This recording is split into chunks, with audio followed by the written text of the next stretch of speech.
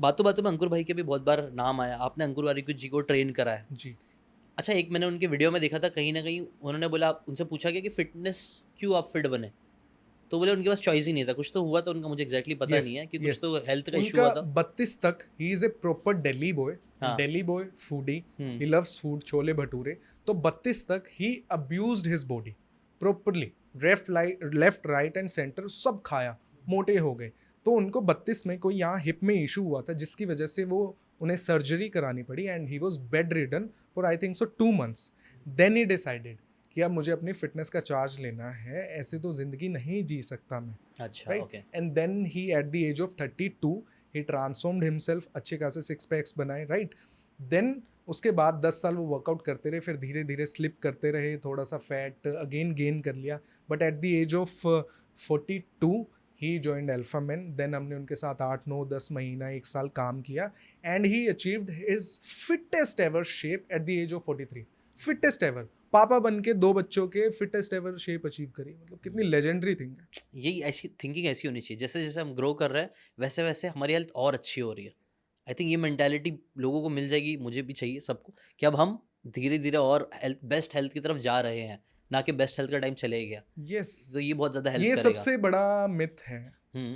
कि कि यंग लोग ही हेल्दी रह सकते हैं, फिट रह सकते हैं, परफॉर्म बेटर कर सकते हैं। नहीं, हम्म। वो तो ऑलरेडी है, क्योंकि वो यंग है, उनकी बॉडी उनको सपोर्ट कर रही है। But if you are 30+, then please for God's sake start taking care of your fitness. आपको सबसे ज़्यादा इंपॉर्टेंट है, क्योंकि आपके अब कंधों पे फैमिली का भार है, अपने बच्चों का भी भार है, आपको उनको पालना है, एंड आपके माँ बाप बूढ़े हो गए, आपको उनका भी सहारा बनना है। तो आप ही कमज़ोर हो तो आप कैसे सहारा बनोगे? आप ट्रू। कमज़ोर हो तो एक ना एक दिन गिर जाओगे सही बात है।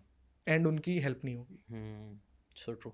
अंकुर वारिक जी की जब हम बात कर रहे थे, what is the best thing you liked about him? आपने 7 8 महीना काम किया किसी के साथ, और जब आप इतने फिटनेस जैसी चीज़ों पे काम करते हो, तो आपको अलग अलग उनका कुछ रियल अंकुर वारिक जी दिखे होंगे, है ना? Yes, so absolutely. How was he reality behind the camera? Behind the camera, वो चीज़ जो मैंने उनसे खुद भी सीखी है, वो ये चीज़ है कि वो एक बाय हार्ट सच्चे इंसान है।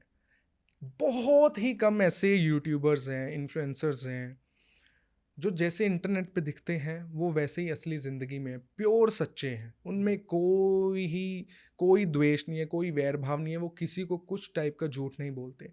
एंड मैं 28 साल का हूँ, अंकुर वारिको को मक्खन लगाने के लिए नहीं, मैं बहुत सारे बड़े अमीर लोग जानता हूँ उनसे भी, बट मैं 28 साल की उम्र में मैंने अंकुर वारिको जैसा इंसान मैंने तो आज तक नहीं देखा है, जो जैसा है बिल्कुल सच्चा है, authenticity.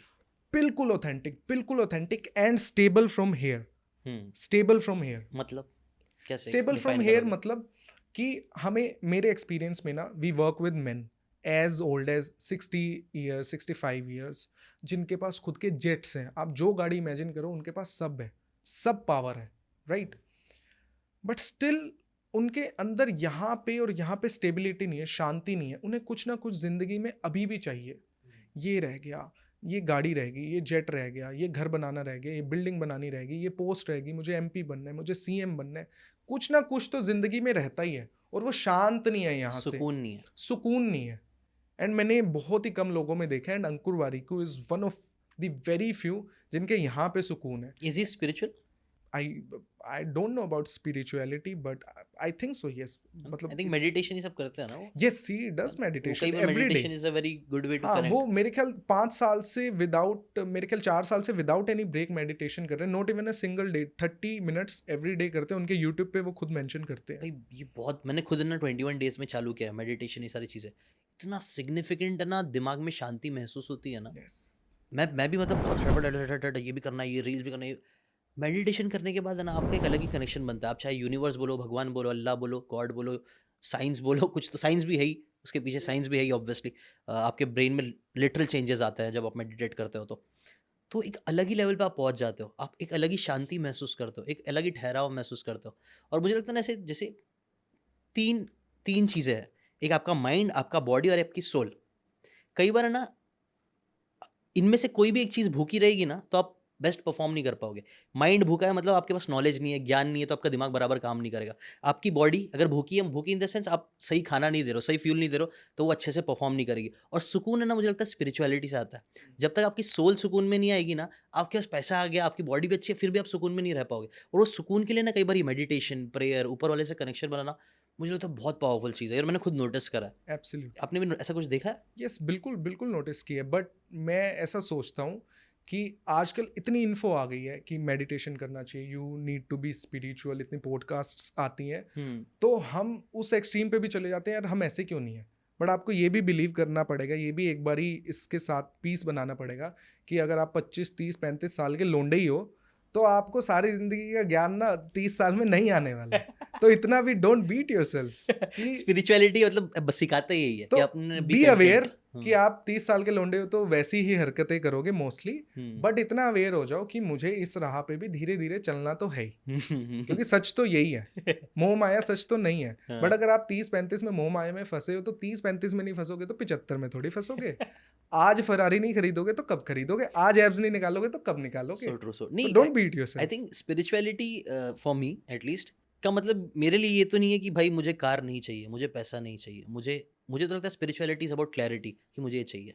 And I don't want it to show off, but I want it for maybe my satisfaction, या फिर मे बी जैसा आपने बोला एक वाई मेरे घर वालों को चाहिए, मे बी मुझे मेरे बच्चे को ज़्यादा पैसे चाहिए, मे बी मुझे मेरी टीम को ज़्यादा कराना है। जो स्पिरिचुअल लोग होते हैं ना, कई बार वो जो अच्छे लोग होते हैं, आप नोटिस करना, वो लोग अपने लिए नहीं करते, स्पिरिचुअलिटी भी वो लोग दूसरों के लिए करते हैं। फॉर मी स्पिरिचुअलिटी इज कि इन द एंड मैं क्या काम कर रहा हूँ, किसके साथ कर रहा हूँ, मेरे लिए मैटर इतना नहीं करता। मेरे लिए सबसे ज़्यादा मैटर करता है कि मैं इंसान अच्छा हूँ, मैं किसी का बुरा ना करूँ, ये सबसे ज़्यादा मैटर करता है। और मेरे लिए तो स्पिरिचुअलिटी ये है कि मैं किसी के मेरे हाथ से किसी का बुरा ना हो। सो ट्रू, सो ये ट्रू। है। And I think you are also a spiritual person, जैसे जब तुमने बोला ना, मुझे ऐसा लगता है, maybe I am wrong, जब तुमने सोचा कि अब मैं नहीं, it's not just about me, अब it's about us, it's about my team, it's about Yes. Others, I want to maybe transform 10,000 people. I think that's spirituality है ना, आप Yes. अपने से सेल्फ ईगो छोड़ के आप दूसरों के लिए Yes. चीज़ें करो। अंकुर वारी जी की बात करें, अंकुर वारू जी वारिकू जी अंकुर वारिकू। अंकुर वारिकू जी, सॉरी।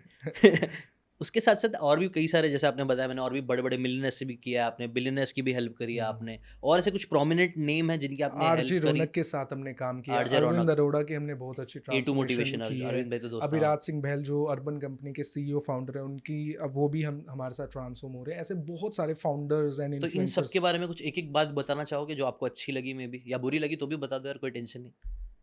एक बहुत बड़ा रीज़न ये होता है कि अपनी बॉडी ट्रांसफॉर्म कर पाते हैं क्योंकि उन्होंने माइंडसेट से एक फील्ड में जो सक्सेस पा ली होती है ना, तो उसका क्रॉस ओवर इफेक्ट दूसरी फील्ड में भी आ जाता है कि अगर मैं ये कर सकता हूँ तो ये क्या बड़ी चीज़ है, ये भी कर दूंगा, तीसरी चीज़ भी कर दूंगा। तो again Amazing. It will come down to your mind. एक विनर्स इफेक्ट आता है। यस। अगर आपको ये बातें काम की लगी होगी तो do check out the full podcast यार, जाके देखो, डिटेल में चीज़ों को समझो, तब ज़्यादा अच्छे से समझ में आएगा, ज़्यादा अच्छे से आप अपनी ज़िंदगी में चीज़ें अप्लाई कर पाओगे। Thanks so much and subscribe this channel.